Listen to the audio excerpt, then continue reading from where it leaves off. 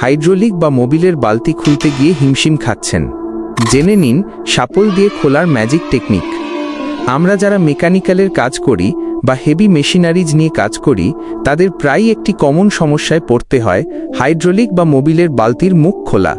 এই ঢাকনাগুলো এত শক্ত থাকে যে হাত দিয়ে বা সাধারণ টানে এগুলো খোলা প্রায় অসম্ভব। অনেক সময় আমরা মেজাজ হারিয়ে ঢাকনা ফুটো করে ফেলি বা বালতিতে লাথি মারি, যা কাজের পরিবেশ নষ্ট করে। কিন্তু সামান্য বুদ্ধি খাটালে এই কঠিন কাজটি পানির মতো সহজ হয়ে যায়। এর জন্য আপনার বাড়তি কোনো দামি যন্ত্রপাতির প্রয়োজন নেই। একটি শাপল বা লম্বা লোহার দণ্ড। পদ্ধতি: প্রথমে বালতির ঢাকনার উপরের খাঁজে বা লকের নিচে একটি ছোট রড আড়াআড়িভাবে সেট করুন। এরপর তার উপর দিয়ে শাপলটি দিয়ে একটি লিভার তৈরি করুন। শাপলের এক মাথায় চাপ দিলে অন্য প্রান্তটি ঢাকনাকে উপরের দিকে ঠেলে দেয়। গায়ের জোরে নয়, বুদ্ধির জোরে কাজ হয়।